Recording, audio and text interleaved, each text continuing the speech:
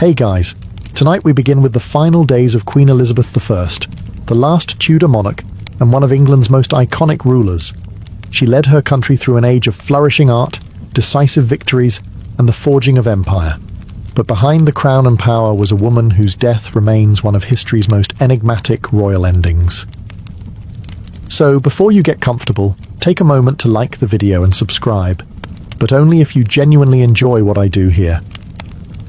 And let me know in the comments where you're tuning in from and what time it is for you. It's always fascinating to see who's joining us from around the world.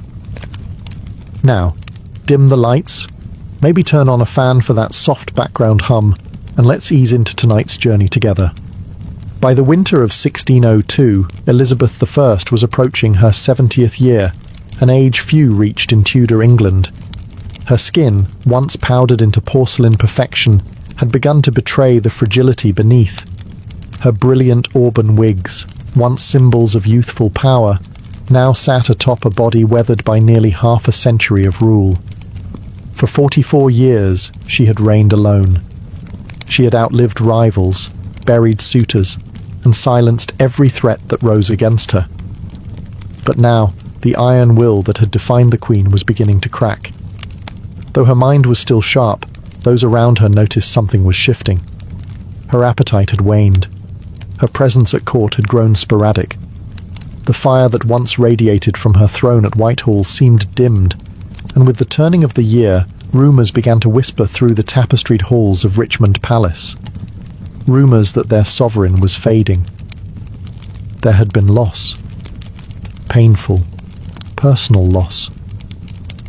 The execution of Robert Devereux, the Earl of Essex, in 1601, had struck a deep blow. Though he had betrayed her, leading a failed rebellion and attempting to seize power, Elizabeth I had loved him in her own way. Some said it was motherly affection. Others whispered of something deeper.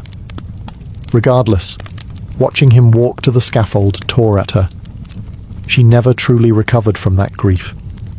In her final winter, she would spend long hours standing, refusing to sleep, refusing to eat. Servants noted that she rarely sat, and even less did she speak. When she did, her voice was thin, trailing like smoke. Sometimes she would gaze into the empty fireplace for hours, unmoving, as if staring into something far beyond it, something only she could see. The court began to prepare. Physicians offered tinctures, tonics, and prayers, but the Queen dismissed them all. Ministers gently urged her to rest, to speak, to name a successor. But the once commanding monarch only shook her head. Something weighed on her heart, heavier than politics. Heavier, perhaps, than the crown itself. As March approached, one truth began to settle among those closest to her. The reign of Elizabeth I was quietly, painfully, coming to an end. As the days passed, the gloom that filled Elizabeth I's private chamber at Richmond Palace deepened. The once vibrant court, famous for its music, pageantry, and lively discourse, had grown hushed. The Queen, who had dazzled Europe with her wit and resolve, was now wrapped in heavy silks, surrounded by shadows and silence.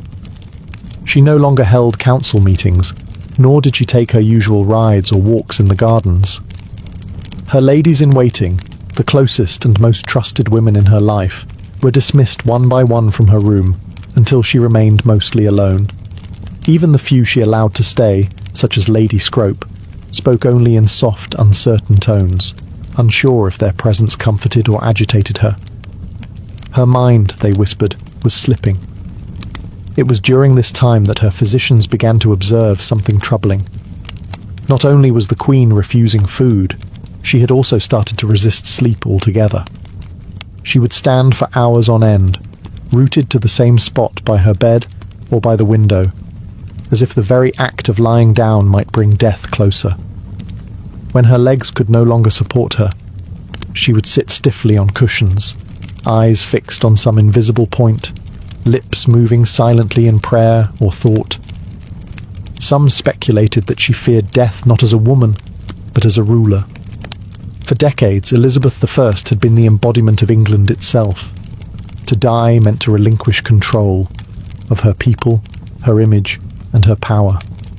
Perhaps that was what she truly feared, the end of control. Physically, her health began to decline in ways subtle but certain. She developed a persistent cough. Her skin turned increasingly pale, and her frame seemed to shrink beneath her ornate gowns. The weight loss was alarming. Yet she forbade any attempt to examine her too closely. Her vanity, even in sickness, remained intact. And through it all, one question loomed in every courtier's mind but was rarely voiced aloud. Was this simply old age catching up to the Queen? Or was something hidden festering beneath the surface? The answer, for now, remained locked behind her lips. Lips that once commanded empires, now barely moved at all.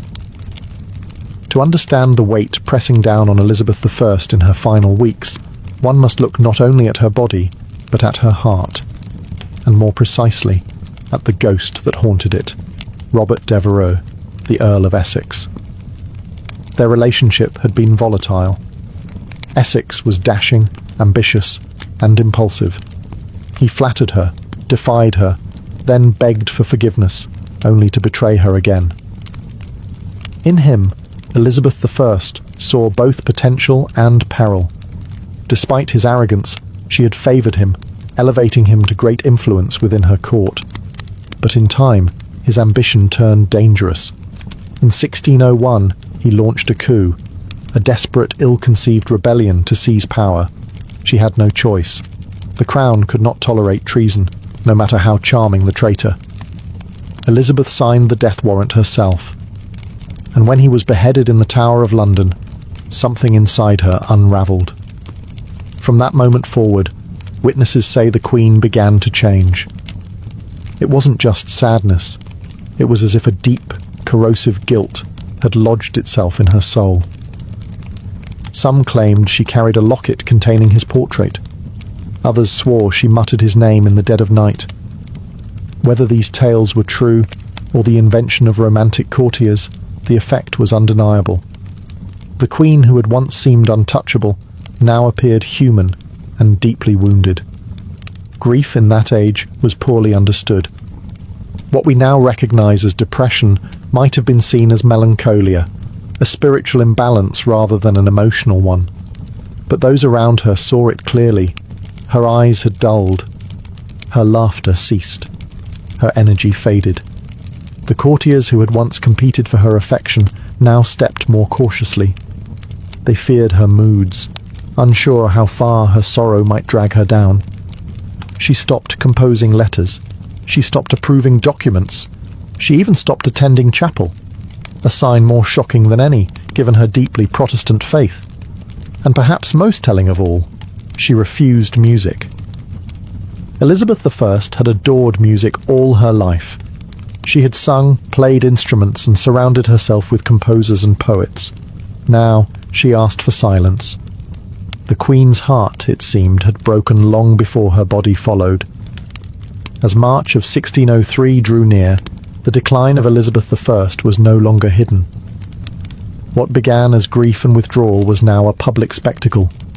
Her slow, tragic unravelling witnessed by nobles, courtiers and servants alike. The once commanding sovereign, who had outwitted kings and silenced dissenters, now seemed adrift within her own palace.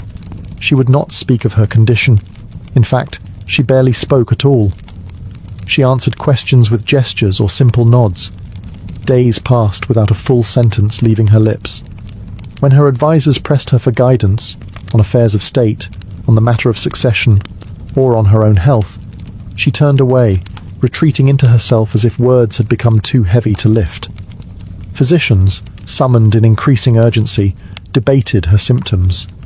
Some believed she suffered from a settling of humours, the vague Tudor diagnosis for mental or physical imbalance. Others suggested a cold distemper of the brain. But no one could agree on a cure, because no one could truly understand the cause. At this time, her physical posture became symbolic of her mental state. She refused to lie down. For hours, even days, she remained upright, sometimes leaning against cushions, sometimes gripping the arms of her chair, but never fully reclining. It was as though she believed that surrendering to sleep would mean surrendering to death. Servants would later report how the Queen stood silently in the corner of her room, cloaked in heavy black, unmoving for hours at a time. At night, they took turns watching her, unsure whether she was praying, mourning, or simply lost. The palace around her seemed to fall into a hush. Courtiers spoke in whispers. Nobles paced outside her door, anxious for news. And all the while, the air grew thick with unspoken fear, not just of losing their queen, but of what might come after. The realm had no clear heir. And though Elizabeth had long refused to name one, everyone suspected that James VI of Scotland would be chosen. But without her voice, without her seal, would her will be honoured? England was no stranger to power struggles, and a queen's silence could turn into a nation's chaos. The silence was no longer just hers, it was England's, holding its breath. Among the many whispered theories about Elizabeth I's death, one stands out, not because of its drama, but because of its slow, invisible nature. It wasn't a sword or poison goblet that may have killed her, but rather something far more insidious, her makeup. For decades, the Queen had adorned her face with a signature white mask of beauty, a thick layer of cosmetic powder known as Venetian ceruse. It was a fashion born from the aristocracy, designed to signal nobility, purity, and wealth. The mixture, however, contained two key ingredients: vinegar and white lead. Yes, lead. A metal we now know to be toxic, even in small quantities. Applied daily, layer upon layer, this lead-based makeup was absorbed through the skin. Over time, it could damage the nervous system, weaken the muscles, cloud the mind, and ultimately shorten the lifespan. The symptoms of lead poisoning read like a shadowed list of Elizabeth's final months: fatigue, depression, tremors, loss of appetite, cognitive decline, and skin deterioration. Her contemporaries noted that her teeth had blackened and fallen out. Her hair, once bright and flame red, had thinned and disappeared. Her skin, beneath the paint, was marked by sores and blemishes, signs that were hidden from the public behind pearl-studded wigs and powdered masks. And yet, the Queen remained committed to the illusion. She insisted on presenting the image of eternal youth, even as her body rebelled. That makeup was not just vanity, it was armor. And like any armor, it came with weight. In this case, a poisonous one. Some modern historians believe that long-term lead exposure may have contributed significantly to her physical and mental decline. The irritability, the confusion, the refusal to sleep or eat. Even the depression that followed the death of Robert Devereux might have been magnified by chemical imbalance. But in her day, no one understood these dangers. Venetian ceruse was celebrated. It was even imported and used across Europe. The very thing that made Elizabeth I iconic may have also been one of the slowest, most cruel contributors to her downfall. In the end, the white mask that defined her public image may have also quietly hastened the fading of the woman beneath it. By the second week of March, 1603, the condition of Elizabeth I had become undeniable. Her courtiers now moved with urgency, though careful not to show panic. The Queen had stopped eating entirely. Her body, already thin, seemed to retreat into itself, her bones visible beneath the ornate fabrics that once projected power and grace. She was wasting away, and yet no one could give her illness a name. Tudor medicine had no clear diagnostic tools. There were no thermometers, no microscopes, no concept of infection as we know it. Illness was a matter of humours: blood, phlegm, yellow bile, and black bile. If those were imbalanced, disease followed. Treatments involved bleeding, herbal poultices, or purging the system. And yet, none of these worked. Because no one truly understood what was happening inside the Queen. Modern scholars have suggested that she may have succumbed to pneumonia. The cold air in Richmond Palace, mixed with long hours of standing and fasting, may have led to a lung infection. A persistent cough, chills, and a slow slide into delirium align with such a theory. And without antibiotics, even a mild case of pneumonia was potentially fatal. Others speculate blood poisoning, possibly due to abscessed teeth or infected sores under her cosmetics. Dental hygiene was poor, and Elizabeth had already lost several teeth. Infections in the mouth, if left untreated, could enter the bloodstream, a deadly condition known today as septicemia. But none of these possibilities could be confirmed in her time. And so, her physicians guessed. They used herbal tonics, tried warm compresses, and prayed. But Elizabeth would have none of it. She rejected all medicine. She would not allow incisions, nor bleedings. She even refused to undress completely, guarding her modesty to the very end. And through it all, she said almost nothing. The silence around her became part of the illness. Her servants tiptoed. Her ladies wept in private. Her ministers watched, helpless, as the one figure who had dominated their lives for decades began to vanish, not in a blaze, but like a candle slowly dying in its holder. No one could help her. No one even knew what to call it. And so they simply waited for the end, or a miracle. Though her body was failing, it wasn't illness alone that burdened Elizabeth I. It was the immense, inescapable weight of rule. For over 4 decades, she had stood as the embodiment of England. Her crown was not just a symbol of power, it was a living thing, fed by every decision she made, every speech she delivered, and every threat she outwitted. But now, in the stillness of her chamber, that crown sat heavy and unclaimed. And the question of what came next loomed over the dying queen like a storm. Elizabeth had no children, no direct heir. The Tudor line, so fiercely defended and glorified, was ending with her. And though she had maintained a lifetime of political control, she had long resisted naming a successor. Why? Perhaps because naming one meant acknowledging her own mortality, something she had stubbornly refused to do. The most obvious candidate was James VI of Scotland, son of Mary, Queen of Scots, whom Elizabeth had executed decades prior. He was male, Protestant, and had a legitimate claim through his great-grandmother, Margaret Tudor. But his rise to the English throne would not be simple. Factions existed. Old grudges remained. Catholic claimants still lurked in the shadows. As the Queen's strength faded, pressure mounted on her to make a formal declaration. Ministers, especially Robert Cecil, the Secretary of State, pressed gently, but firmly. England could not be left rudderless. Civil war was not a memory so distant as to be forgotten.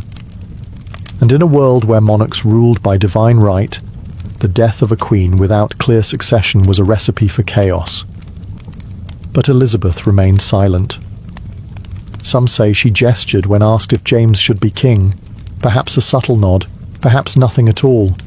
Others claim she whispered, "I will have no rascal to succeed me," only to later accept the inevitable.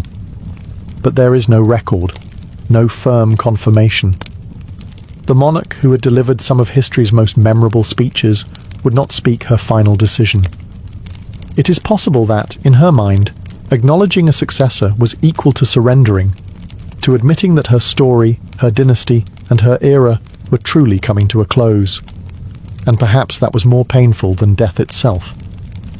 As March drew on and the hours grew colder, those attending Elizabeth I faced a peculiar and increasingly disturbing reality. The Queen refused to sleep. Not occasionally, but entirely. Days and nights blended into one endless vigil as she remained seated or standing in her chamber, eyes distant, spirit detached. To many, it seemed that the Queen was terrified not of death, but of what lay between her and death: rest. There were moments when her attendants begged her to lie down, but she resisted with such force that they stopped asking. Her refusal wasn't rooted in stubbornness alone. It carried the weight of superstition and sorrow. In Tudor times, sleep was often viewed as a temporary death, a time when the soul drifted dangerously close to the beyond. And Elizabeth I, despite her formidable logic and intellect, may have believed that if she closed her eyes, she would never open them again. And so, she sat. Sometimes hunched in her chair, other times leaning against the wall, she defied the limitations of her failing body. The swelling in her legs worsened. Her breathing grew shallow. But still, she would not lie in bed. Her servants tried to coax her with music. She turned it away. They brought warm drinks. She waved them off. She did not wish to be comforted, nor convinced. It was as if she was standing watch over her own death, refusing to give it an invitation. Eventually, her strength began to betray her. She collapsed several times. On one occasion, she was found crumpled beside her chair, unwilling to cry out for help. After that, her ladies-in-waiting took turns staying close, hovering like ghosts of the court she had once commanded. Even they no longer spoke to her unless spoken to first. The atmosphere in the room was one of reverence, sorrow, and dread. When at last she agreed to lie in bed, it was not from peace, but from exhaustion. Her body had given out. She was placed beneath the covers gently, like a fragile relic being lowered into silk. It was the first time she had rested in days, and for many, it felt like the beginning of the end. The moment Elizabeth I allowed herself to be laid in bed, her chamber transformed. The silence grew heavier, more sacred. Those closest to her gathered, advisors, ladies, physicians, each one aware that this was not just the death of a woman, but the closing of an age. The Tudor dynasty, which had ruled England for over a century, was ending with her final breath. The room was dim. Tapestries muffled footsteps. Candles flickered. Outside, the palace held its breath. No proclamations were issued, no bells tolled, only whispers passed through the corridors of Richmond Palace.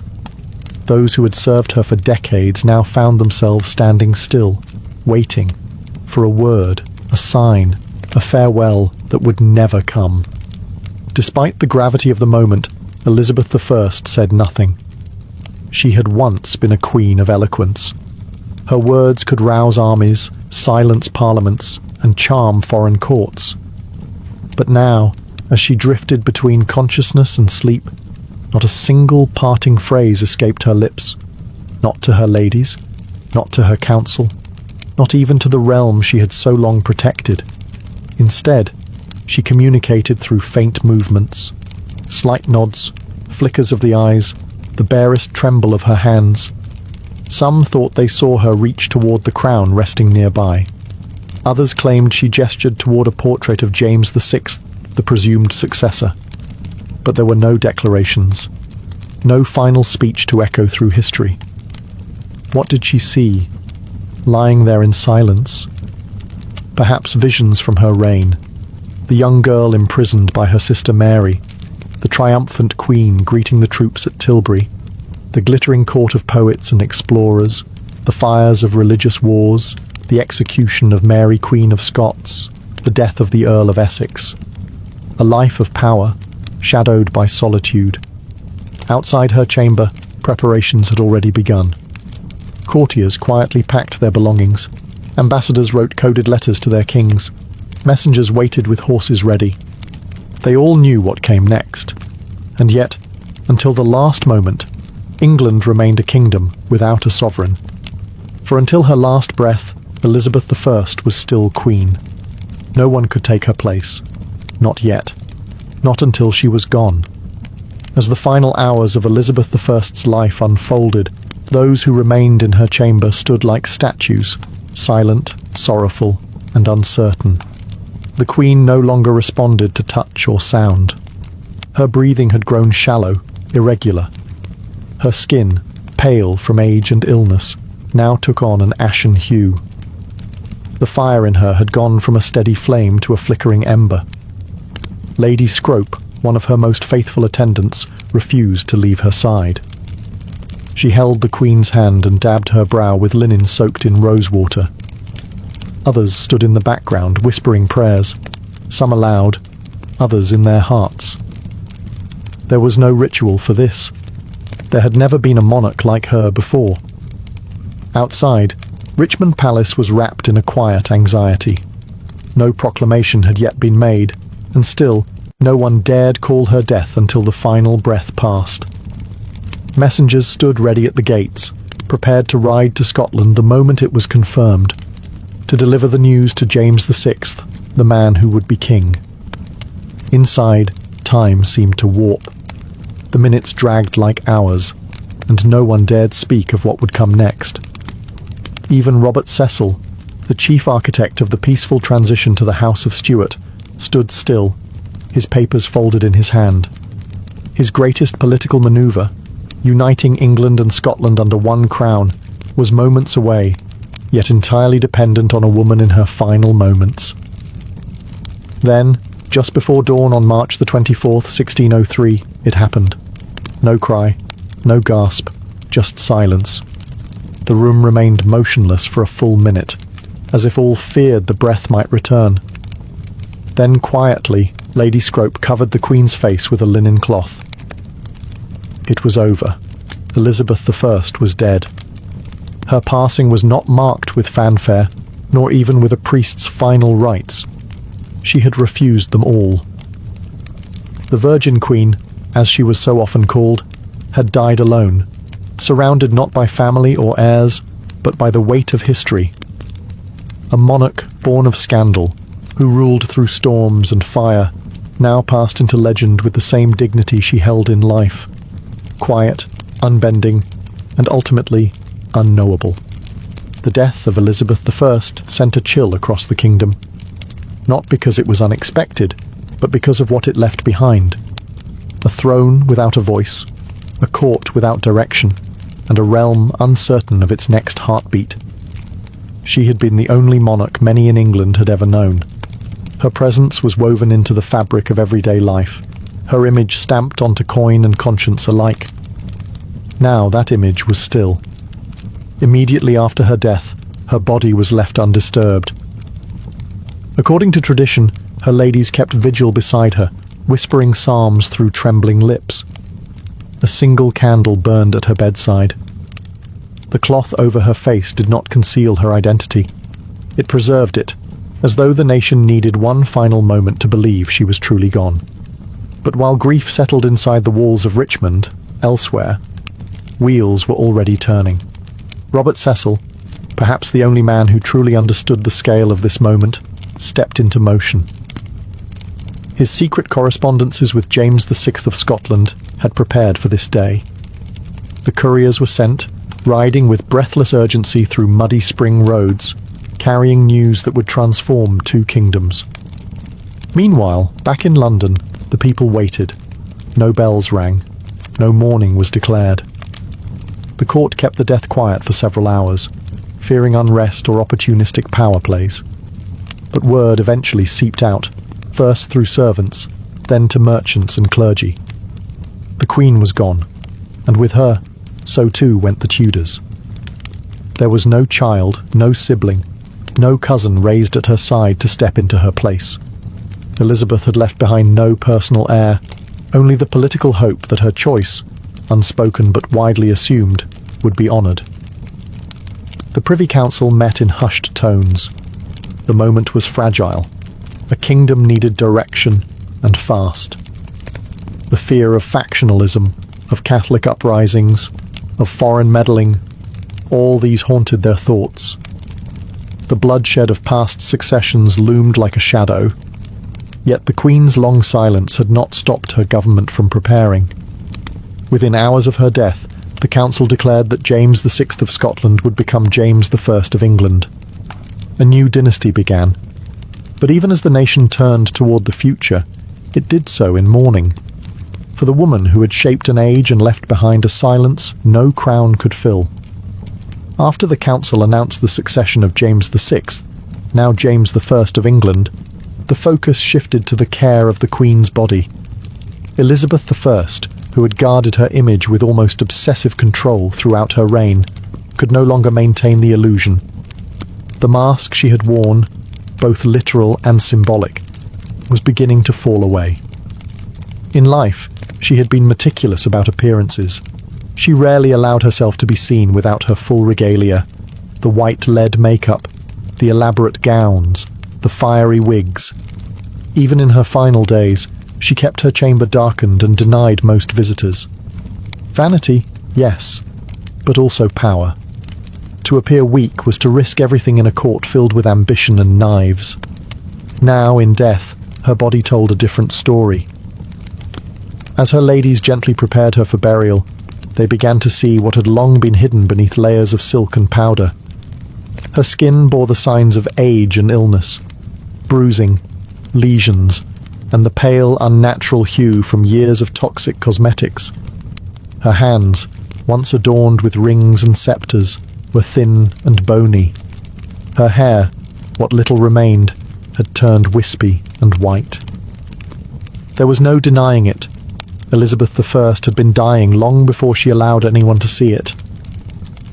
And yet, in death, there was something profound about her humanity. She was no longer Gloriana, the Virgin Queen, or the untouchable monarch on coins and canvases. She was a woman who had carried a kingdom on her back for 4 decades and paid the price with her body. No embalming was done immediately. The tradition at the time was to delay the burial to allow time for national mourning and for proper ceremony. Her body lay in state, dressed one final time in royal robes, crown placed above her brow, orb and sceptre at her side. For all the imperfections now visible, her people still came to pay respects, not just to the queen she had been, but to the person she had become. A woman of contradictions, powerful and alone, brilliant and burdened, fierce and fragile. The mask had slipped away, but what remained was not less regal, only more real. On April the 28th, 1603, more than a month after her death, the body of Elizabeth I was finally laid to rest. The delay had not been caused by negligence, but by reverence. England had lost its longest reigning monarch to date, and such a passing demanded a ceremony that would match the magnitude of her legacy. Her funeral procession began at Whitehall and moved slowly toward Westminster Abbey. The streets of London were lined with mourners, nobles, clergy, commoners. Thousands of faces turned toward the carriage that bore their queen one final time. Some wept. Others stood in solemn silence. There were no cheers, no songs, only the tolling of bells and the shuffle of boots on stone. The coffin was draped in velvet and borne upon a massive hearse drawn by 4 horses. Above it sat an effigy of Elizabeth I, dressed in state robes with crown, orb and sceptre, eyes open, face serene, as if still watching over her people. The image was so lifelike that many believed it to be her real body, propped upright in death. Behind the hearse marched an honour guard, followed by the nobles of her court, members of parliament, and ambassadors from foreign nations. Each step echoed the weight of transition. A queen was being buried, but an entire era was being mourned. At Westminster Abbey, she was interred in the vault beside her half-sister, Mary I, a symbolic reunion between 2 queens once bitterly divided by religion and rivalry. On the tomb, the inscription reads, "Partners in throne and grave, here rest we 2 sisters, Elizabeth and Mary, in the hope of one resurrection." The irony was not lost on historians. In life, the sisters had been enemies. In death, they lay side by side. The funeral marked more than the end of a monarch. It marked the end of the Tudor dynasty. With Elizabeth gone, so too ended the lineage that had brought England out of the Wars of the Roses and into an age of exploration, cultural flourishing, and national pride. And as the Abbey's great doors closed behind her, an entire kingdom stood changed. The Elizabethan age was over. What came next would be shaped by a different hand and a different crown. More than 4 centuries have passed since Elizabeth I took her final breath, and yet the mystery surrounding her death remains. Unlike monarchs who died in battle or by clear illness, Elizabeth's decline was veiled in silence, secrecy, and contradictions. As a result, scholars, physicians, and curious minds have continued to speculate. What exactly killed the Virgin Queen? The most common theory is simple: old age. At nearly 70 years old, Elizabeth had far outlived most of her contemporaries. After 4 decades of rule and countless personal losses, her body may have simply succumbed to time. Her refusal to eat, drink, or rest certainly contributed to her decline, and without modern medicine, even a minor ailment could turn fatal. Another compelling theory is pneumonia. The Queen reportedly caught a chill shortly before her final decline. Cold, damp conditions in Richmond Palace, combined with her weakened state, may have allowed an infection to take root. With no antibiotics and only rudimentary treatments, pneumonia would have been devastating. Yet other theories point to lead poisoning. Her famous white makeup, Venetian ceruse, was known to contain white lead, a toxic substance absorbed through the skin. Over decades, it could have damaged her organs, caused psychological changes, and slowly poisoned her from within.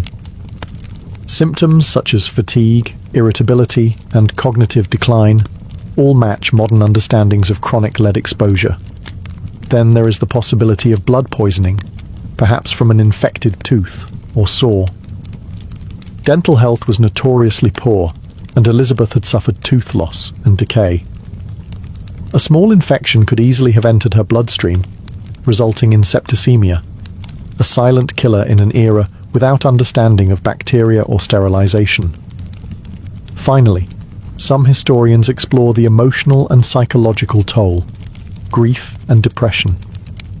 The loss of Robert Devereux and other beloved confidants seemed to break something within her. Her refusal to lie down, her long silences, her deep melancholy, all could be signs of profound psychological suffering, which, untreated, may have hastened her end. In truth, it may have been all of these factors. Age, illness, poison, grief, woven together in a tapestry of decline. A queen who carried an empire may have finally been crushed beneath its weight. And yet, in her silence, she left no confession, only a legend. Elizabeth I's death was not merely the close of a life, it was the close of an identity that England had worn for more than 40 years. She had reigned alone, without husband or child, carving her image into the very soul of a nation. Her passing was quiet, private, and full of unanswered questions. But the echo of her reign thundered into the centuries that followed. The country she left behind was vastly different from the one she inherited. When she first ascended the throne in 1558, England was fractured by religious war, threatened by foreign powers, and teetering on the edge of instability. Through sheer will, political genius, and theatrical leadership, Elizabeth I transformed it into a formidable kingdom, confident, culturally vibrant, and respected on the world stage. Her death, however, revealed the fragility beneath that surface. She had held everything together through force of personality and presence. With her gone, a power vacuum threatened to reopen old wounds. The peaceful transition to James I marked a diplomatic victory, but also a seismic shift. The Tudor flame had gone out. The Stuart dawn was uncertain, and yet, what lingered in the minds of her people wasn't just the politics, it was her persona, the speeches at Tilbury, the defiant rejection of marriage, the cultivated image of the Virgin Queen, the jewels, the gowns, the high forehead, the poetic rhetoric. All of it became mythic. Even her final silence served her legacy. She exited the world on her own terms, offering no final word, no dying gasp for legacy or pity. In life, she had been a master of performance. In death, she let the silence speak louder than any closing act. To this day, historians still debate the details of her death, but few debate her impact. The Elizabethan age remains one of the most celebrated periods in English history. Her name became shorthand for a golden era of poetry, exploration, and national pride. And though her body rests quietly beneath the stones of Westminster Abbey, her story continues to live in pages, on stages, and in the very spirit of the monarchy she once ruled. She died alone. But she did not die forgotten. Long before chocolate bars lined grocery store shelves and hot cocoa warmed winter hands, cacao was something entirely different. It wasn't sweet. It wasn't even eaten. It was drunk, bitter, frothy, and sacred. and for the ancient peoples of Mesoamerica, this strange, powerful bean held more than flavor. It held meaning. Our story begins over 3,000 years ago, deep in the tropical rainforests of what is now southern Mexico. The Olmecs, considered one of the first complex civilizations in the Americas, were likely the earliest people to cultivate the cacao tree. Though much of their history is shrouded in mystery, archaeologists believe the Olmecs used cacao in rituals, and possibly as a ceremonial drink consumed by elite leaders or shamans. It was no ordinary refreshment. It was a vessel for spiritual power. But it was with the Maya civilization that cacao truly became a divine gift. The Maya, whose empire spanned much of Central America from around 250 to 900 CE, worshipped cacao as a sacred plant bestowed by the gods. According to their mythology, cacao was a gift from the gods of creation, part of the very foundation of human life. The Popol Vuh, a sacred Maya text, describes the gods forming humans from maize and cacao, binding them to the natural world. Cacao was reserved for important moments. Priests offered it during religious ceremonies. Nobles drank it during elaborate feasts. It was believed to invigorate the spirit and open a gateway to the divine. Served cold and mixed with chili, spices, or cornmeal, the cacao drink was rich, intense, and energizing. Often it was poured from vessel to create a frothy foam, a sign of prestige and quality. But cacao's value went even deeper than ritual. Maya markets used cacao beans as currency. A few beans could buy a tamale. 100 could buy a turkey. People stored them like money, traded them, and even made counterfeit versions from clay. To the Maya, chocolate wasn't a treat. It was life, power, wealth, and worship all in one. It was the drink of the gods, flowing through the veins of kings and priests. And its bitter, intoxicating taste marked the beginning of one of the most remarkable culinary journeys in human history. Among the Maya, cacao was more than a beverage. It was a living symbol of divine order, woven into the very fabric of daily life and cosmic belief. This small, bitter bean from the jungle was thought to be a sacred substance, capable of connecting mortals to the gods, the earth, and the afterlife. In every major Maya city, from Tikal to Copan, cacao was present at the most important moments of life. When rulers were crowned, cacao was poured. When marriages were sealed, it was drunk by both bride and groom. And when the dead were laid to rest, vessels of cacao accompanied them into the tomb, offerings meant to nourish their souls in the next world. Cacao was commonly consumed during religious ceremonies, often by the priestly and elite classes. These drinks were not sweet, nor were they taken casually. They were blended with chili peppers, maize, vanilla, and sometimes even blood, a powerful combination intended to invigorate the spirit and induce visions. It was believed that drinking cacao could bring one closer to the divine, opening the mind to prophecy or sacred insight. The Maya also believed cacao trees were sacred. Their curved branches and brightly coloured pods symbolized life, fertility, and abundance. In art, cacao often appeared alongside gods and ancestral spirits. On painted ceramics and carved stelae, you can see scenes of kings offering cacao to deities, or gods themselves emerging from the pods as if born of divine fruit. But cacao's role extended beyond religion. It was a staple of the social and economic world. Hosting a guest, you served cacao, negotiating peace, you drank cacao together. For the Maya, to share cacao was to recognize shared humanity, an unspoken contract of trust, respect, and elevated purpose. Even in the homes of the wealthy, cacao drinking was ceremonial. Special vessels were used, beautifully painted cups, often marked with glyphs identifying the owner and the specific purpose of the drink. These weren't just dishes, they were heirlooms, crafted with care and reverence. The reverence for cacao shaped the Maya identity. It was not just consumed, it was celebrated, revered, and trusted as a bridge between realms. In a world ruled by ritual and cosmic cycles, cacao was the drink that kept the universe in balance. Centuries after the Maya, another mighty civilization would rise and elevate cacao even further: the Aztecs. By the time Hernán Cortés and the Spanish conquistadors arrived in the early 1500s, cacao was not just a spiritual symbol or luxury item. In the Aztec Empire, it was an institution, used as money, medicine, and a royal indulgence. The Aztecs didn't grow cacao in the cool, dry climate of their capital, Tenochtitlan. Instead, they acquired it through trade or tribute. Conquered provinces in warmer southern regions were required to send cacao beans as payment to the imperial center. Tons of beans flowed into the empire's coffers, stored in granaries like modern banks. Each bean had value.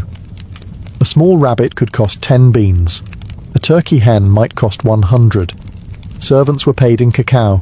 Debts were settled with it. To counterfeit a cacao bean, to hollow one out and fill it with dirt, was a serious crime. In Aztec society, cacao was as valuable as gold. But its worth went beyond economics. Cacao, known as xocolatl, was revered as a warrior's drink.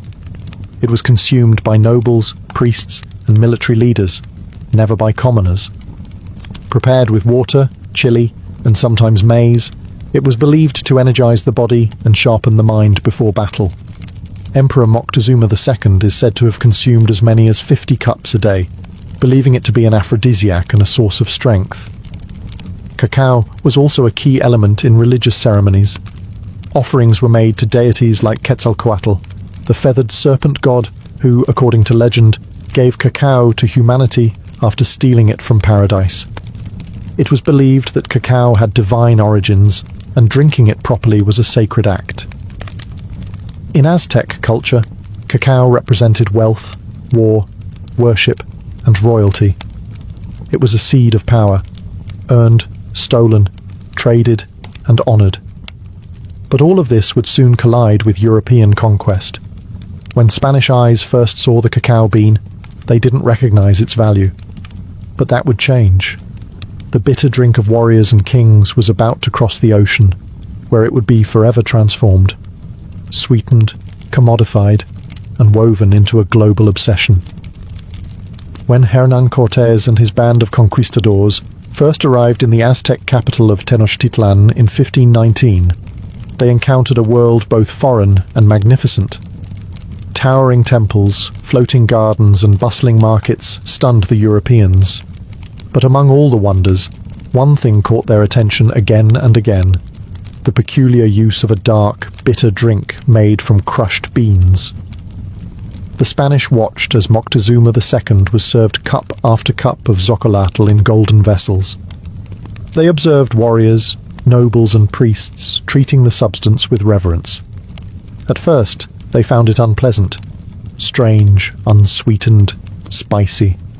Some even called it unpalatable. But they also noticed something else: the energy it seemed to grant, the alertness it sparked, and the symbolic power it carried in every corner of Aztec life. Once the conquest was complete, and the empire fell, Cortés brought more than gold and silver back to Spain. He brought cacao beans. He brought the knowledge of how to grind, mix, and drink them. And with that, chocolate entered Europe. At first, it remained a curiosity of the Spanish court, an exotic treasure of the New World. Monasteries began to prepare it in the traditional way, for nobles and royals only. But the European palate was different. Over time, the chili and maize were replaced with something new: sugar. Sugar changed everything. The addition of sweeteners to the bitter cacao drink sparked a culinary revolution. Suddenly, what had been a sacred, spicy brew of warriors became a sweet indulgence, something seductive, luxurious, and deeply fashionable. In Spain, and soon across Europe, chocolate was no longer a tool of ritual or tribute. It became a marker of wealth and sophistication. Aristocrats sipped it at salons. Royalty demanded it at their tables. It was still prepared as a drink, usually hot, but the flavor had softened. The rituals were replaced with recipes. The power once tied to gods and warriors now belonged to European elite. But even as chocolate delighted the palates of kings and queens, it carried a new bitterness, one not from taste, but from the human cost. To feed Europe's growing hunger for cacao and sugar, colonial plantations expanded, and behind them, a new system of exploitation and slavery would begin. The drink of the gods had entered a new world, and it would never be the same. By the 17th century, chocolate had evolved from a sacred Mesoamerican ritual to a fashionable European delicacy. But behind this sweet transformation lay a growing darkness. The union of cacao and sugar, a pairing that delighted European palates, also became one of the driving forces behind one of history's most brutal systems, the transatlantic slave trade. As European demand for chocolate grew, so did the need for raw cacao. The lush equatorial regions of South America, Central America, and the Caribbean offered the perfect climate to grow the cacao tree. But harvesting it was labor-intensive. Cacao pods had to be picked by hand, split open, and the beans fermented, dried, and roasted. The same was true for sugarcane, another demanding crop. To maximize profit, colonial powers turned to slavery. The Portuguese, Spanish, French, Dutch, and British all participated in building plantation economies, fueled by enslaved labor. Millions of Africans were captured, shipped across the Atlantic, and forced to work under brutal conditions on plantations in Brazil, the Caribbean, and later, West Africa. Many would spend their lives cultivating cacao and sugar, never tasting the sweet confections their labor created. The human cost was staggering. In the pursuit of chocolate and sugar, families were torn apart, cultures were erased, and entire generations suffered. Yet in the drawing rooms of London, Paris, and Madrid, aristocrats sipped hot chocolate unaware, or uninterested, in the lives behind the beans. The commodification of cacao marked a turning point. It was no longer a sacred offering. It was a global product, something to be traded, taxed, and turned into profit. And as the industrial age approached, the demand would only grow. What began as a spiritual drink, crafted with reverence and ceremony, had now become entangled in empire and exploitation. The taste that had once symbolized divine connection now left a bitter residue, one of blood, suffering, and systemic injustice. Yet the allure of chocolate only deepened. Its association with luxury, love, and pleasure grew stronger, while its history of labor and suffering was quietly buried beneath layers of sugar and cream. The story of chocolate's rise was no longer just about flavor or ritual. It was about power, profit, and the people sacrificed along the way. For centuries, chocolate remained a liquid luxury, served in royal courts and elegant salons. But as Europe entered the Industrial Revolution, chocolate was about to undergo another transformation, one that would forever change its form, its audience, and its place in the world. The early 1800s saw a wave of invention. Mechanization and mass production were reshaping everything from textiles to food. And in 1828, a Dutch chemist named Coenraad Johannes van Houten developed a revolutionary process. Using a hydraulic press, he extracted much of the natural fat, the cacao butter, from roasted cacao beans. What remained was a dry cake, which could be ground into a fine powder. This powder dissolved more easily in water and could be blended with sugar more smoothly, making chocolate cheaper, lighter, and easier to produce. This invention gave birth to what we now call Dutch cocoa, and it paved the way for solid chocolate. In 1847, the British company Fry & Sons took things a step further. By combining cacao powder, cacao butter, and sugar, they created the world's first modern chocolate bar, a smooth, moldable, and portable version of what had always been a drink. For the first time, chocolate could be held in the hand, not just sipped from a cup. Then came the Swiss. In the 1870s, Daniel Peter introduced milk chocolate by adding condensed milk to the mixture, creating a creamier, sweeter version of the classic bar. His friend and rival, Rodolphe Lindt, invented the conching machine, which slowly churned chocolate for hours, refining its texture and giving it the silky smoothness we now associate with high-quality chocolate. These innovations turned chocolate from a luxury into a mass-market product. With lower prices and improved texture, chocolate was no longer reserved for royalty. It entered shops, factories, and lunchboxes across Europe, and soon after, the United States. Companies like Cadbury, Nestlé, and Hershey industrialized chocolate on a scale never seen before. Packaging became colorful and playful. Advertising emphasized joy, indulgence, and childhood wonder. But in making chocolate sweet, accessible, and solid, something of its origin was forgotten. The divine drink of gods had become a snack. Delicious, yes, but stripped of its ancient power and ritual. Still, a new chapter had begun, one where chocolate would become beloved worldwide. By the dawn of the 20th century, chocolate had taken root across the globe, not just as a delicacy, but as an industry. What began as a sacred brew among ancient civilizations had become a worldwide phenomenon, driven by factories, marketing, and the unstoppable forces of global capitalism. In the United States, chocolate took a uniquely American turn with Milton Hershey. In the late 1800s, Hershey applied mass production methods to chocolate, much like Henry Ford would later do with automobiles. His factory in Pennsylvania produced affordable milk chocolate for the average American, not just the elite. By 1900, the Hershey bar was born, and with it, a new American love affair with chocolate. But chocolate was no longer just a product. It was becoming a symbol. Soldiers carried it into war. Children traded it on playgrounds. It appeared in cookbooks, holiday rituals, and romantic gestures. Valentine's Day, Halloween, Easter, each adopted chocolate as its unofficial mascot. Its sweetness now spoke to love, comfort, and nostalgia. Meanwhile, international companies expanded cacao cultivation to meet demand. West Africa, particularly Ghana and Côte d'Ivoire, became global hubs for cacao farming, surpassing Latin America. The same regions that had once endured colonial rule and slavery were now supplying over 70% of the world's cacao, often under exploitative conditions. Even in modern times, labor abuses, including child labor and poverty-level wages, persist in many cacao-growing regions. Yet despite its tangled roots, chocolate's popularity only grew. In Japan, it became a refined art. Small, exquisite bonbons, gifted with ritual precision. In Switzerland, it was a matter of national pride, with brands like Toblerone and Lindt defining premium quality.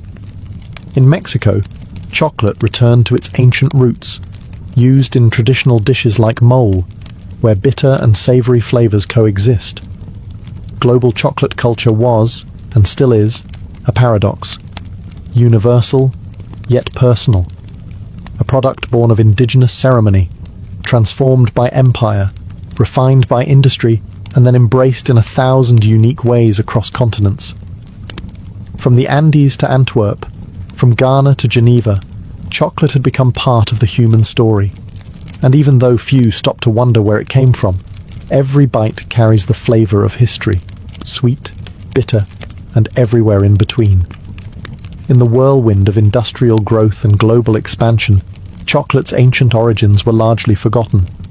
What once carried divine meaning and ceremonial weight had become, for many, just another snack, delicious, convenient, and sold by the millions. But in recent decades, a new movement has begun to stir.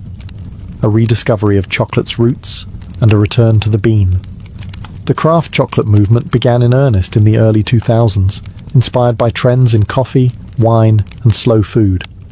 Artisans and chocolatiers across the world started asking, where does our chocolate come from? Who grows it?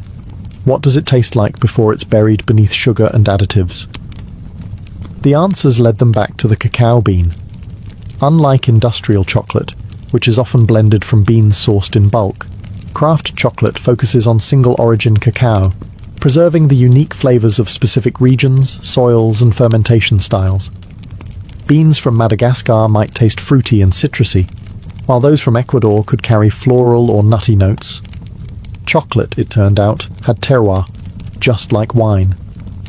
This reawakening wasn't just about flavor, it was also about ethics. With greater awareness came concern over how cacao is produced. Documentaries and investigations revealed ongoing labor abuses, including child labor and unfair wages on cacao farms. In response, many craft chocolate makers began working directly with farmers, paying premium prices for high-quality, ethically grown beans. Labels like Fair Trade, Direct Trade, and Rainforest Alliance emerged, each striving to create a more just and sustainable supply chain. Meanwhile, chefs and food historians began reviving ancient Mesoamerican uses of cacao. In parts of Mexico and Guatemala, traditional drinks made with cacao, chili, and maize regained popularity. Indigenous communities shared recipes passed down for generations, reminding the world that chocolate was not invented in a factory, but in a forest. Museums, books, and culinary tours followed. People began to see chocolate not just as candy, but as culture, rich in heritage, struggle, and story. The world had changed chocolate, but chocolate, in its essence, had never changed. It was still the fruit of a tree, grown by hand, prepared with care, and shared with meaning. And for those who cared to listen, chocolate once again began to speak, not just in sweetness, but in memory. Today, chocolate is everywhere. At celebrations, in vending machines, inside pastries and gourmet kitchens alike. It's a symbol of love, luxury, and comfort. But beneath its creamy surface lies a history that's anything but simple. It's a story of gods and empires, of joy and exploitation, of ritual and reinvention. Chocolate, perhaps more than any other food, is a mirror held up to civilization itself. From the sacred ceremonies of the Maya to the bitter brews of Aztec warriors. From the hands of enslaved laborers on colonial plantations to the gilded salons of European nobility. From wartime rations to Valentine's Day traditions, chocolate has journeyed alongside humanity, reshaping itself at every turn. Its legacy is layered. On one side, chocolate represents ingenuity, resilience, and cultural fusion. It is the perfect example of how ingredients from one continent can meet techniques from another to create something entirely new. It has inspired poetry, science, and innovation, from the chemistry of tempering to the artistry of flavor balancing. But on the other side, it holds a shadow. Much of the modern chocolate industry still depends on the labor of impoverished farmers, many of whom have never tasted the chocolate bars their beans help produce. Despite awareness campaigns and ethical certifications, problems like deforestation, underpayment, and child labor remain ongoing concerns in the cacao supply chain. Chocolate is also a story of forgotten voices. The indigenous peoples who first revered cacao saw it as sacred. Their traditions, silenced by colonization, are only now being rediscovered, and their contributions acknowledged.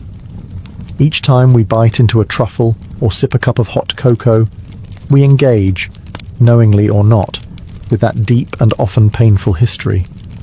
And yet, for all its contradictions, chocolate continues to unite people. Across languages, borders, and beliefs, it brings joy. It comforts. It celebrates. It endures. Perhaps that is chocolate's greatest legacy, not just its flavor, but its ability to evolve, to adapt, and to survive the rise and fall of civilizations. From ritual to recipe, from seed to symbol, chocolate has always meant more than it seemed. It is, in the end, not just a treat, but a story, one that even now we are still writing. In the early decades of the 19th century, the United States was a young and growing nation, restless in its ambitions. Its population was surging, and white settlers were pushing outward, hungry for farmland, gold, and opportunity. To many, the promise of the American frontier was a divine right. But to fulfill that dream, they looked westward, not into wilderness, as they imagined, but into lands already deeply rooted in memory, culture, and life. Those lands belonged to Native American nations. Among the most prominent were the Cherokee, Creek, Choctaw, Chickasaw, and Seminole, tribes with sophisticated political systems, written languages, newspapers, and schools. These were not scattered bands of nomads. They were sovereign communities, many of which had long tried to coexist with the United States on legal and diplomatic terms. The Cherokee Nation in particular had adopted numerous elements of American society in hopes of preserving their autonomy. They drafted a constitution modeled after that of the US, practiced agriculture, and many converted to Christianity. They published a bilingual newspaper. They even sent delegates to Washington. But to white settlers and politicians, assimilation was never enough. What they wanted was the land. Georgia, Alabama, Mississippi, and other southern states began encroaching more aggressively into native territories. They passed laws invalidating tribal governance, nullifying native property rights, and pressuring the federal government to act. The discovery of gold in northern Georgia only heightened the urgency. The land, they argued, was too valuable to remain in native hands. President Andrew Jackson, a former general and staunch advocate for removal, stepped forward with a solution. Clear the east of native nations entirely. Relocate them beyond the Mississippi River, to a place where they would no longer obstruct the march of cotton plantations and white settlement. This was not merely policy, it was ideology. Manifest Destiny, though not yet named, pulsed through the veins of the American project. The belief that white Americans were destined to expand from coast to coast came at the expense of anyone in their way. And in the 1830s, that meant entire nations of people. Thus, the stage was set, not for progress, but for one of the most sorrowful and shameful journeys in American history, the Trail of Tears. On May 28, 1830, President Andrew Jackson signed into law the Indian Removal Act, legislation that would forever alter the lives of tens of thousands of Native Americans. Though cloaked in the language of fairness and voluntary exchange, the act marked the beginning of a calculated and relentless campaign to remove native tribes from their ancestral homelands in the southeastern United States. The act authorized the president to negotiate treaties with native nations, exchanging their lands east of the Mississippi River for territory in what was then called Indian Territory, an expanse of land that would later become Oklahoma. Supporters of the law argued that it would protect native peoples from extinction by placing them far from white encroachment. But in truth, it was a land grab, dressed in the rhetoric of protection. Andrew Jackson, a military hero celebrated for his brutal campaigns against the Creek and Seminole, saw removal as a logical continuation of American expansion. He claimed native peoples could not live in harmony with white settlers. Removal, he argued, was not only beneficial, it was inevitable. They have neither the intelligence, the industry, the moral habits, nor the desire of improvement, he once said of native nations. They must perish, or they must abandon their habitations and wander far into the wilderness. Congress was divided, but the bill passed, narrowly. In the Senate, it cleared by just 3 votes.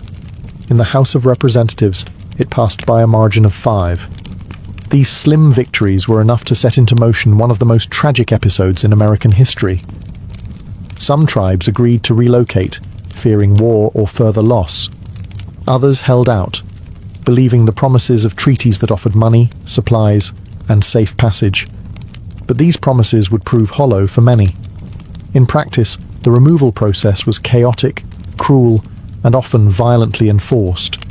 What the law claimed would be a peaceful transfer quickly became a nightmare of broken agreements, corruption, and forced marches. Entire communities were uprooted, homes burned, crops destroyed. Soldiers arrived at the doorsteps of families, ordering them to pack what they could carry. Behind them came settlers, ready to claim the cleared land. The Indian Removal Act didn't just redraw maps, it severed ancestral ties, destroyed lives, and exposed a bitter truth. American expansion was built not only on hope, but on heartbreak. While many tribes faced mounting pressure to sign removal treaties, the Cherokee Nation chose a different path, one grounded not in weapons, but in words and law. Determined to defend their sovereignty, the Cherokee took their fight to the courts of the United States, using the very legal system that had been used against them. Under the leadership of Principal Chief John Ross, the Cherokee drafted a constitution, created a formal government, and asserted their right to exist as a sovereign nation within U.S. borders.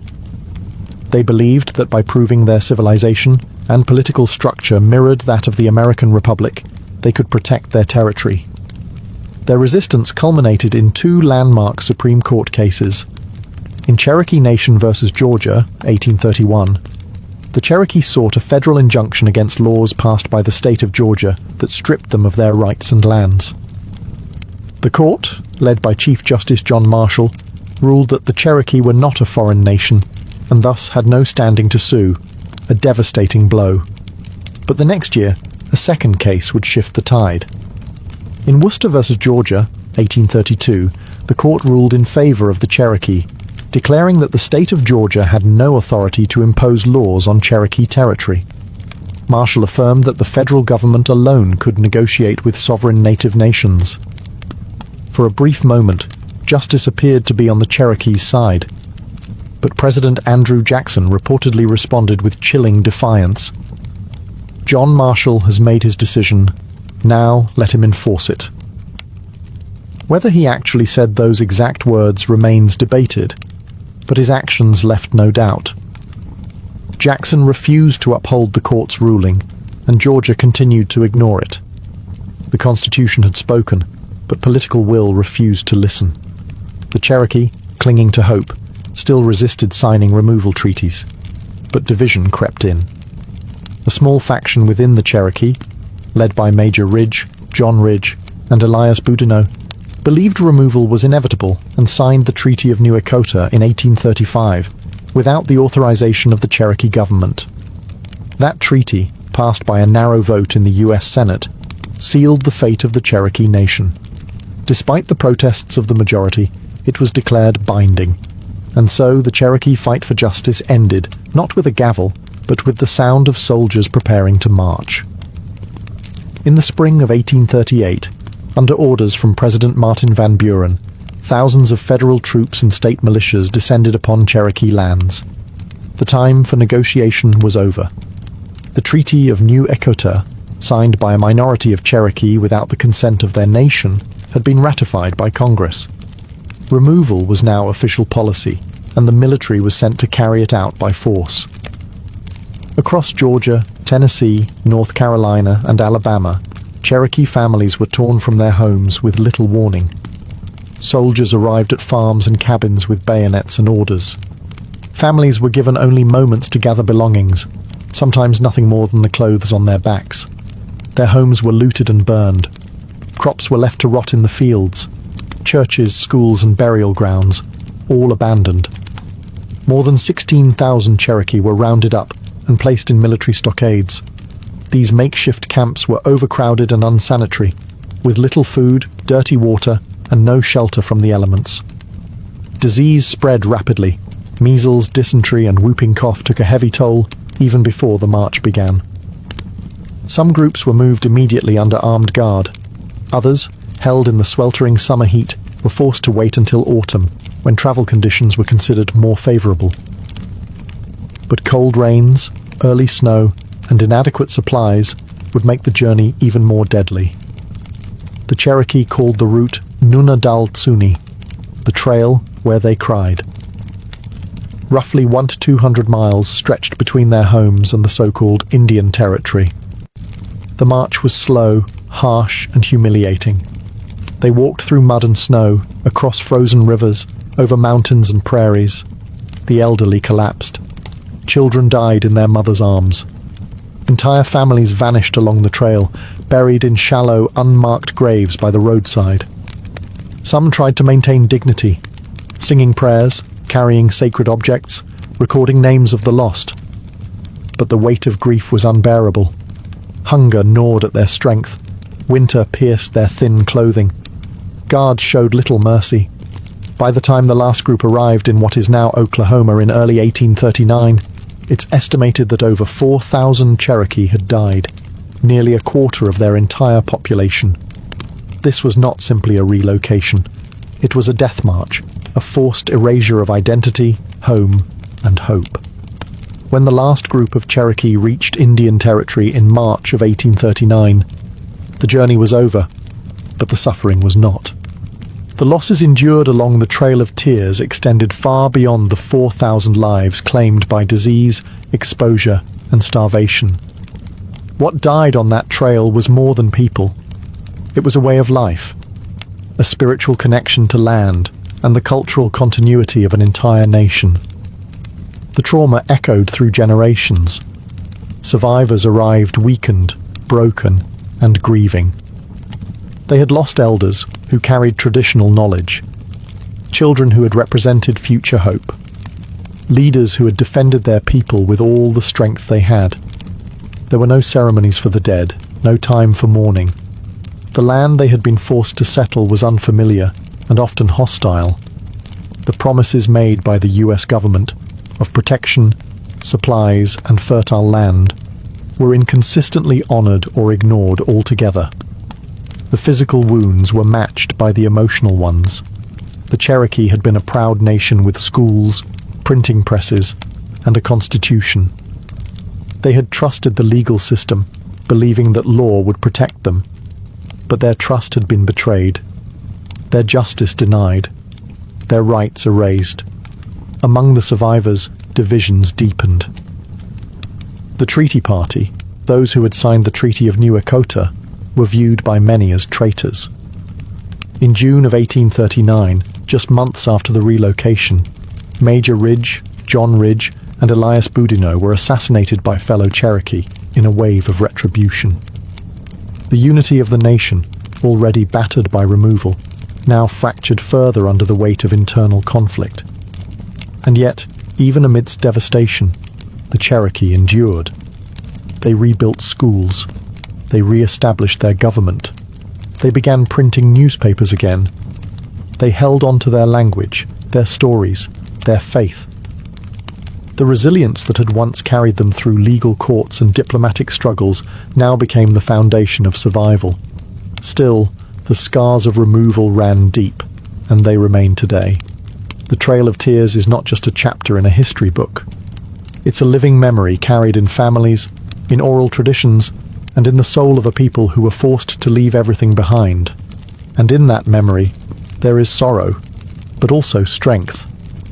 While the Cherokee Trail of Tears is the most widely remembered, it was not the only forced removal. The Indian Removal Act of 1830 targeted multiple native nations, each with their own languages, traditions, and lands, and each endured their own version of exile, suffering, and loss. The Choctaw were the first to be removed. Beginning in 1831, thousands of Choctaw were forced from their homelands in Mississippi and Alabama. Most traveled on foot, without wagons or adequate supplies.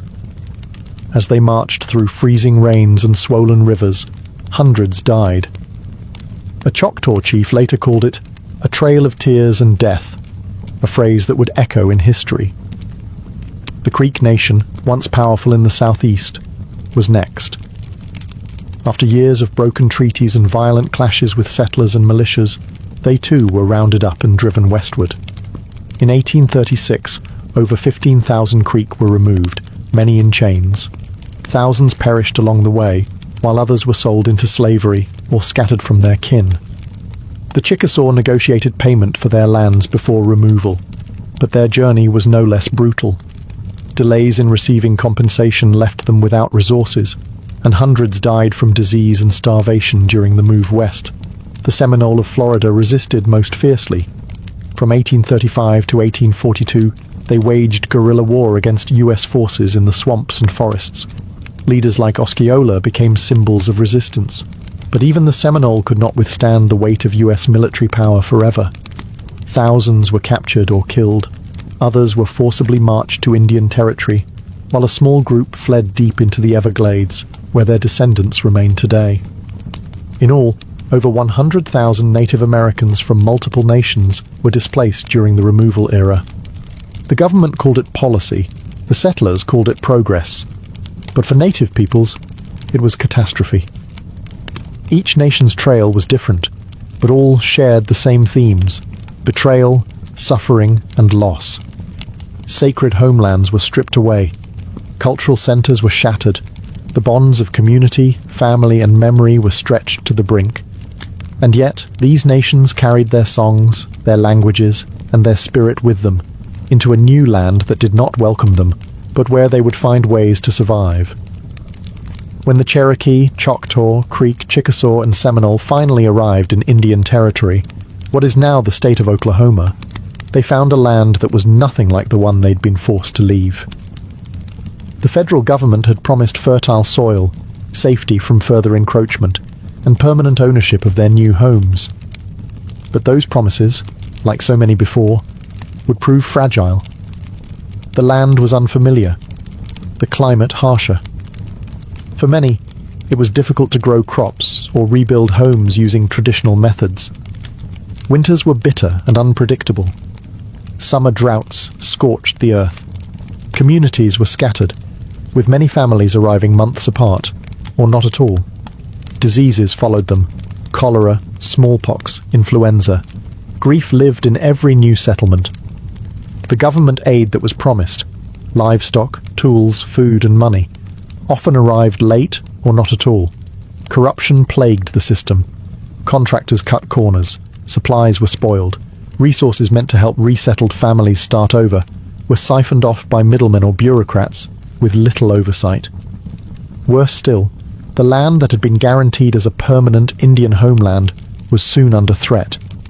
As settlers pushed westward and the borders of US states crept closer, new pressures emerged. Railroads began to carve through the land. Treaties were rewritten or ignored under pressure or manipulation. What had been set aside as sovereign territory began to shrink once again. Despite these hardships, the nations worked to rebuild. The Cherokee re-established their capital in Tahlequah and rebuilt schools and institutions. The Choctaw and Chickasaw reorganized their governments. New constitutions were written. Councils met. Churches were built. Farming resumed. Communities began to heal, not by forgetting, but by enduring. And yet, even in Indian Territory, the shadow of removal loomed. Every promise made to protect their new homeland was vulnerable to the same forces that had driven them from their original lands: greed, expansion, and disregard. The land that was promised became a temporary refuge in a nation still unwilling to see native people as permanent, rightful inhabitants. Though many believed they had finally found peace, history would soon prove otherwise. The story of the Trail of Tears didn't end in Indian Territory. It simply turned the page to another long chapter in the struggle for survival, sovereignty, and respect. For decades after the forced removals, the Trail of Tears lived mostly in silence, spoken about in whispers, passed down through family stories, rarely acknowledged in textbooks or politics. It was a wound left open, a shared pain carried quietly by native communities, too often ignored by the nation that had caused it. Yet the memory survived. In Cherokee homes, elders told the story of the march west, of the cold, of the hunger, of the lost. Songs were sung in mourning. Ceremonies were held in remembrance. Oral history kept the names of those who walked, and those who did not, alive. The land remembered too. Old trails, shallow graves, and surviving documents marked the route like a scar across the heart of a continent. It was not just a trail of sorrow. It was a trail of survival. The resilience shown by native nations after removal defied the expectations of those who had tried to erase them. In the decades that followed, the Cherokee, Choctaw, Creek, Chickasaw, and Seminole would not only rebuild, they would thrive. They formed new governments, ran schools, printed newspapers, and preserved languages and spiritual traditions. Against the odds, they endured. Still, the silence from outside their communities remained. Not until the late 20th century did wider America begin to reckon, even faintly, with the tragedy of the Trail of Tears. Activists and tribal leaders worked to reinsert the story into national memory. Memorials were erected. Commemorative trails were marked. School curriculums were slowly updated. The phrase Trail of Tears became a recognized term, not just among historians, but in the national consciousness. But acknowledgement is not the same as justice.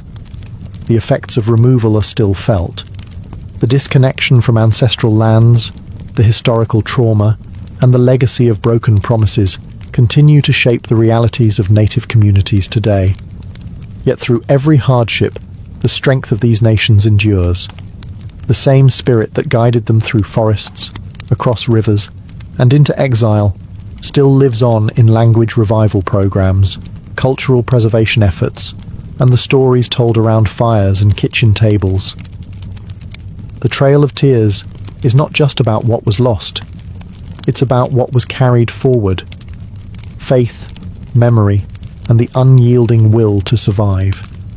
Today, the Trail of Tears is remembered not only as a historical event, but as a living memory, a reminder of injustice, of resilience, and of the strength it takes to carry a people forward when the world turns against them.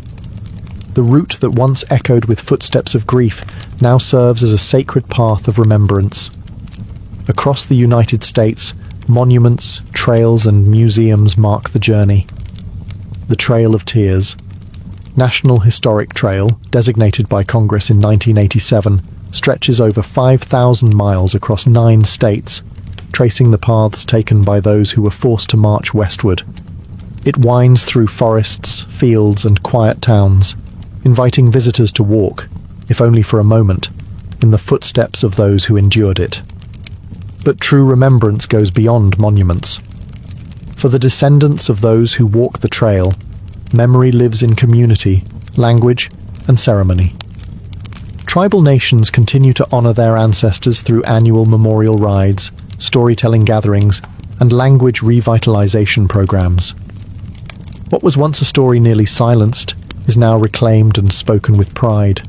Schools now teach it, films portray it, authors and poets give voice to the sorrow and strength of that era. And native youth grow up knowing that their identity is rooted in more than survival. It is rooted in courage, resistance, and continuity. Yet, there is still work to do. The Trail of Tears stands as a challenge to how history is told and remembered. It asks us to confront the cost of expansion, the cruelty behind policy, and the ongoing struggles faced by indigenous peoples. It reminds us that progress without humanity is not progress at all.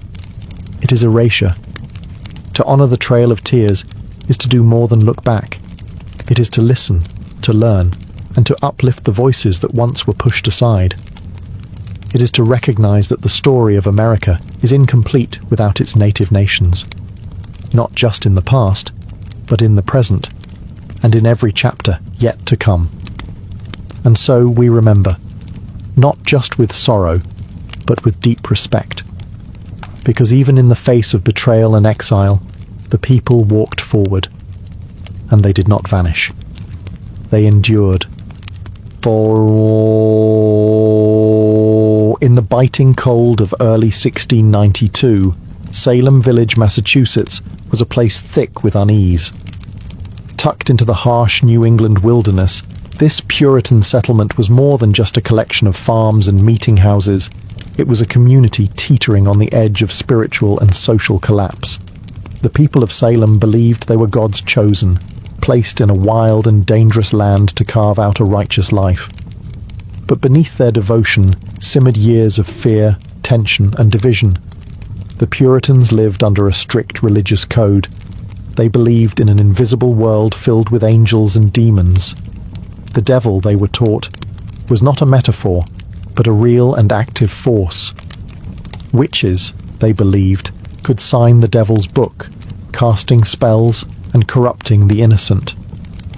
To question this was to question Scripture. To doubt a minister was to challenge God. And Salem had no shortage of spiritual pressure.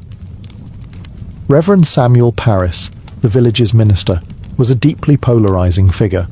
Harsh, suspicious, and often paranoid, he saw signs of sin everywhere.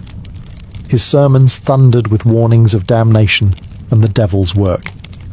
He divided the congregation with his fire and brimstone preaching, creating deep rifts among neighbors and families. Beyond the pulpit, Salem faced economic and political strain. A long-running feud between Salem Village and the wealthier Salem town caused constant tension. Land disputes were common, and the boundaries between property, belief, and personal grievance were often blurred. Old resentments lingered just beneath the surface. To make matters worse, the surrounding wilderness was a source of terror. The memory of brutal Native American attacks during King Philip's War was still fresh. Crops had failed the year before. Smallpox had swept through the region. In the Puritan mind, these disasters were not chance. They were punishment for hidden sins. It was in this atmosphere of religious anxiety, political rivalry, and survivalist dread that a group of young girls would begin to act strangely. Their sudden fits, wild accusations, and cries of witchcraft would not be dismissed as childish games. Not here, not in Salem. Because in Salem, the devil was real. And in 1692, the villagers believed he had come to visit. It began, as many tragedies do, with children.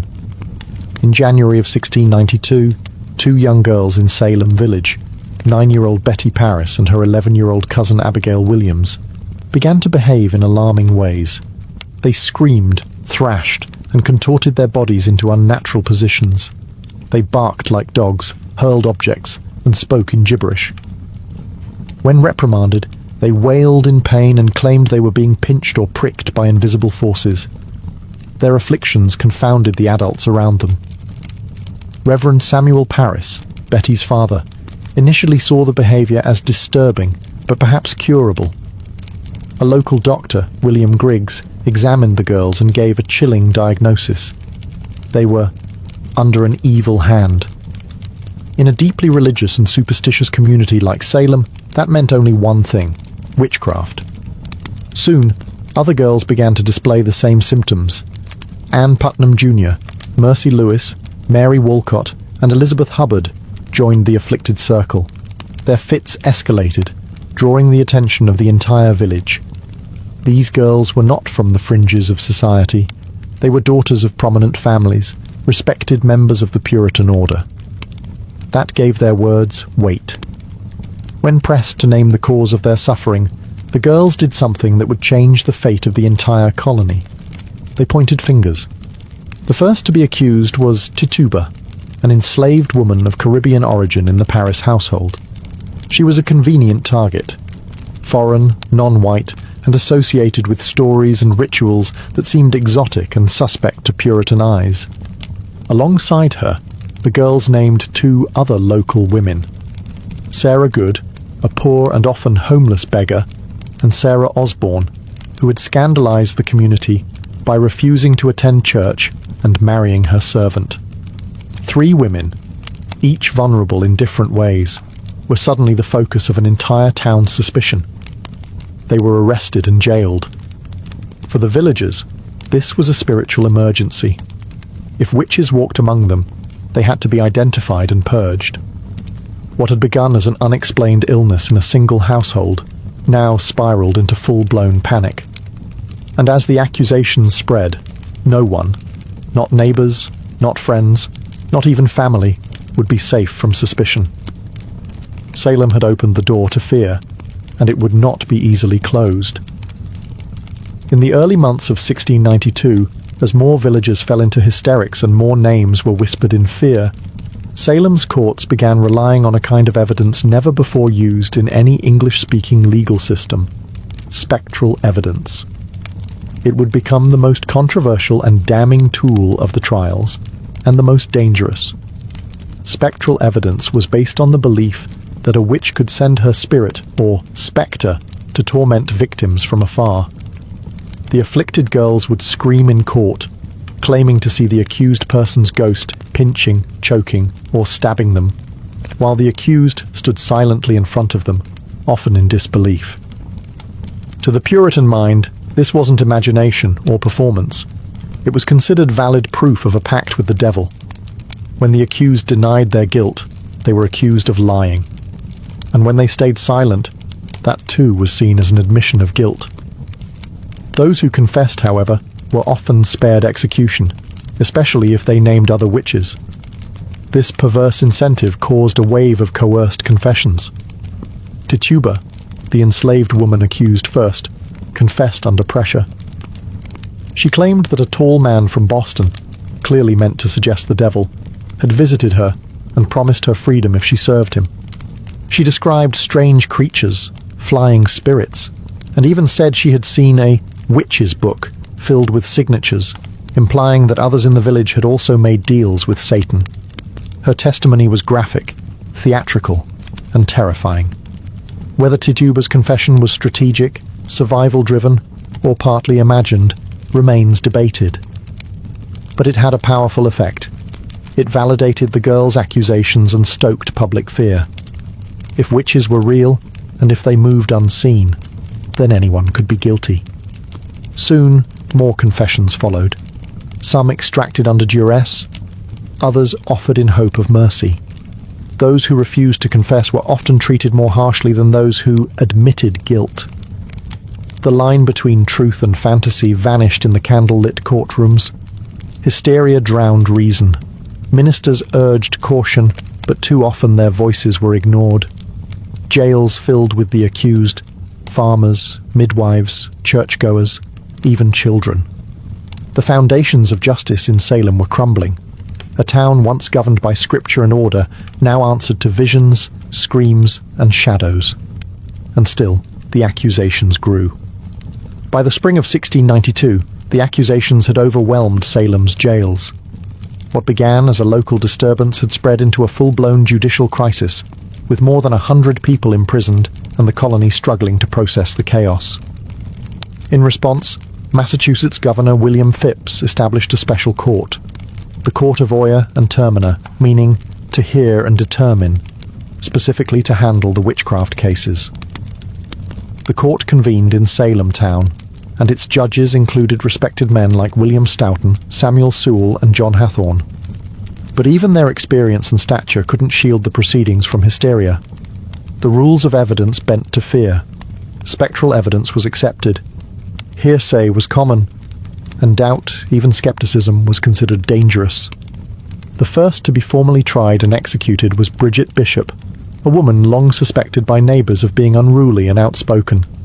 She wore bright clothing, ran a tavern, and had been accused of witchcraft years before, making her a perfect scapegoat. During her trial in June, the afflicted girls claimed to see her spectre pinching and mocking them in the courtroom. When she denied all charges, her resistance was taken as proof of guilt. Bridget was convicted swiftly and hanged on June 10th, 1692. She would not be the last. With her death, the machinery of accusation, trial, and execution accelerated. Week by week, more prisoners were brought before the judges.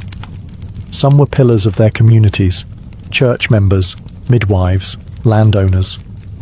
Others were beggars, widows, or former servants. What united them was not guilt, but suspicion, and in many cases, the misfortune of being disliked, envied, or simply misunderstood. The accused stood before a court where they had little hope. Their fate often depended on the theatrics of their accusers or the political winds of the day. Those who confessed and accused others were usually spared. Those who maintained innocence were more likely to be hanged. Fear fueled everything. Families turned on each other. Neighbours testified to save themselves. Ministers cautioned restraint, but their voices were drowned out by cries for purification. And overhead, a gallows was built on Proctor's Ledge, just outside Salem. It waited in silence as the town below fed it names, one trial at a time. By the height of the summer of 1692, Salem was no longer a town. It was a furnace, burning with fear, accusation, and righteous fury. The witch trials had moved beyond Salem village and Salem town, spreading like wildfire across neighbouring communities. Ipswich, Andover, Gloucester, and others were soon gripped by the same fever. Accusations multiplied, jails overflowed, no one was safe. The accused came from all walks of life. Some were outsiders, beggars, former slaves, women without families. Others were deeply rooted in the community, church deacons, wealthy farmers, and even former accusers. Once the machinery of suspicion began to churn, it spared no one. Families were torn apart. Husbands and wives accused one another. Children testified against parents. Friends betrayed friends. Even those who questioned the legitimacy of the trials became targets. To doubt the existence of witches was, in the minds of some, to align with them. Nowhere was this madness more visible than in the behaviour of the afflicted girls. During court proceedings, they cried out in pain, claimed to see spectral animals, mimicked the accused, and fainted in unison. Their performance became central to the prosecution's case, regardless of how implausible or theatrical it seemed. The court took their suffering as proof, their screams as divine evidence. By the end of summer, more than 150 people had been arrested, and the executions continued. Sarah Good, a homeless woman, was hanged in July after refusing to confess. Her defiance was seen not as strength, but as rebellion against God. Rebecca Nurse, a respected grandmother and member of the Salem Church, was executed despite widespread protest. Her conviction sent a chilling message. Even the most pious were not beyond suspicion. And yet the accusations did not slow. Children as young as 5 were jailed. A minister's wife was accused. Entire families were locked in cells. The colony had lost its grip on reason, consumed by the very evil it sought to destroy. Fear was now Salem's true ruler, shaping justice, warping memory, and silencing dissent. What began as a handful of strange afflictions had become something far more terrifying, a society devouring itself, one accusation at a time. As summer gave way to autumn in 1692, the Salem witch trials reached their darkest depths. The gallows on Proctor's Ledge became a grim fixture on the horizon, a place of ritual execution where cries for mercy were swallowed by the silence of final judgment. The executions were public, meant to serve as warnings. Entire communities gathered to watch. Some came in solemn fear. Others, disturbingly, treated them as spectacles. One by one, the convicted were led to the scaffold, bound and praying, until the trapdoors dropped and another life ended in the name of righteousness. In total, 19 people were hanged as witches, 14 women and 5 men. All maintained their innocence. Many died with prayers on their lips, or psalms recited through trembling voices. None of them received proper burials. As convicted witches, their bodies were denied church cemeteries. Some were buried in shallow, unmarked graves. Others were reclaimed secretly by family under cover of night. But the most gruesome death was not on the gallows. Giles Corey, an 81-year-old farmer, and the husband of accused witch Martha Corey, refused to enter a plea at his trial. By refusing to speak, he hoped to prevent his land from being seized by the state. In response, authorities ordered pressing, a brutal and rare form of punishment. Giles was stripped, laid on the ground, and slowly crushed beneath heavy stones. For 2 days, he endured the torture in silence. His last words, according to legend, were chillingly defiant. More weight. He died without ever entering a plea. His resistance made him a tragic symbol of the injustice that had overtaken Salem. Inside the jails, those not yet executed faced horrific conditions. Pregnant women gave birth in filthy cells. The sick died of neglect. Families had to pay for their own food and chains, and some remained imprisoned for months after the trials ended. By the time autumn leaves began to fall, Salem had sentenced more people to death for witchcraft than any other community in American history. What had begun as whispers had ended in blood. And though the executions would soon cease, the damage to Salem's soul had already been done. By the end of September 1692, the fever that had gripped Salem began to falter. The turning point came not from the courts or the clergy, but from a growing sense of unease. A recognition, too long delayed, that something had gone terribly wrong. Doubt crept in quietly. It started when respected citizens, like Rebecca Nurse and John Proctor, were hanged. If such devout, upright people could be witches, who could be trusted? When Martha Corey, a strong-willed churchgoer and even the wife of the colony's former governor, Lady Mary Phipps, were accused, the trials began to eat into the upper ranks of society. The hysteria no longer threatened just the marginalized. It threatened everyone. Reverend Increase Mather, a prominent Puritan minister and father of the influential Cotton Mather, delivered a powerful sermon against the use of spectral evidence, the very foundation of many convictions. In his words, "It is better that 10 suspected witches should escape than one innocent person be condemned." It was a radical reversal in tone and a quiet indictment of the court's methods. Others began to speak out as well. Ministers who had once supported the trials now urged caution. Families of the accused pleaded publicly. Communities neighboring Salem watched with horror and began distancing themselves. Faced with rising criticism and political pressure, Governor William Phips finally acted. In October 1692, he disbanded the court of Oyer and Terminer. In its place, a new court was created, one that no longer accepted spectral evidence. The change was immediate. Of the remaining prisoners awaiting trial, most were found not guilty. For those convicted, many received reprieves. The executions stopped. Still, the damage had been done. 19 hanged, 1 pressed to death, over 100 imprisoned, dozens more traumatized, families ruined, reputations shattered. The tide had turned, but slowly. Though the courts had changed, it would take months, years, for the last prisoners to be released, and longer still for the community to fully reckon with its sins. But in that autumn, the panic receded. Silence returned to the gallows.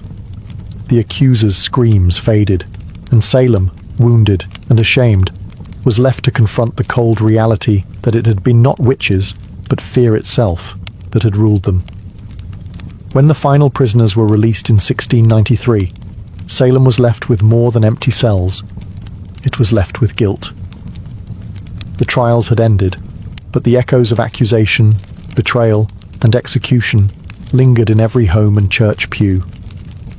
A silence hung over the town, and beneath it, a deep unease. In the years that followed, many of those involved in the trials began to express regret. One of the most striking apologies came from Judge Samuel Sewall. On a January day in 1697, during a day of public fasting and prayer, Sewall stood before the congregation at Boston's South Church. In front of the entire assembly, he accepted blame and shame for his role in the trials and asked God for forgiveness. It was a rare act of public contrition, and it set the tone for the years that followed. Others were not so quick to apologize. Some judges and accusers remained silent or stood by their decisions, believing they had acted in good faith. But the growing consensus, especially among clergy, was that the court had erred terribly. Even Cotton Mather, who had initially defended the use of spectral evidence, softened his tone in later writings. In 1706, Ann Putnam Jr., one of the original accusers, only a child during the trials, offered a formal confession before her church. She admitted that her accusations had led to the deaths of innocent people. She claimed she had been deluded by Satan and begged forgiveness from God and her neighbors. Her words were among the few to acknowledge the specific names of the victims. Families of the accused struggled for decades to clear their relatives' names. In 1711, the Massachusetts legislature passed a bill restoring the civil rights of many of those convicted and awarded monetary compensation to their heirs. But the pain remained. Not all names were cleared, and not all families were compensated. Generations grew up in the shadow of the trials. And yet, over time, Salem tried to heal. The town became a symbol, not of justice, but of what happens when fear overrides reason, when courts abandon fairness, and when hysteria is mistaken for truth.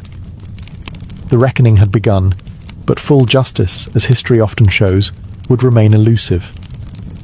More than 3 centuries have passed since the gallows stood in Salem, but the legacy of the witch trials endures, etched into American memory not as a tale of sorcery, but as a grim warning about the power of fear, the fragility of justice, and the danger of unchecked belief. The very phrase Salem witch trials has come to symbolize mass hysteria, false accusations, and moral panic.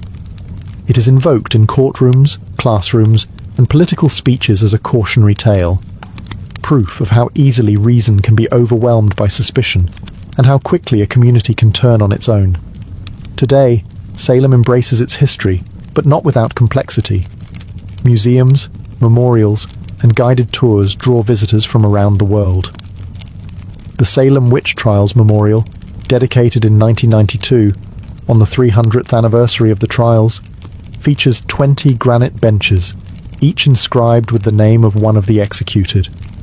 They do not list their crimes, because there were none. Only names, dates, and final words, testaments to dignity in the face of injustice. Yet even now, Salem's story is more than just tourism or folklore. It is a reflection of human nature. The trials reveal how fear can become contagious, how power can be abused in the name of morality, and how justice can falter when guided by emotion rather than evidence. In literature, Arthur Miller's play The Crucible gave new life to the trials, using them as an allegory for McCarthyism and the Red Scare of the 1950s. Miller reminded a new generation that witch hunts do not always involve witches, and that the past is never as distant as it seems. The descendants of the accused and the accusers still live in Massachusetts and across the United States. Some bear the burden of ancestral shame, others carry the pride of resilience and survival. In 2001, more than 3 centuries after the hangings, the state of Massachusetts formally exonerated the last 5 victims, completing the legal clearing of all accused. The Salem witch trials were brief, just over a year in length, but their lessons have proven eternal. They remind us that truth must be defended, even when fear shouts louder, and that the gravest injustices can occur not in moments of darkness, but under the full light of day.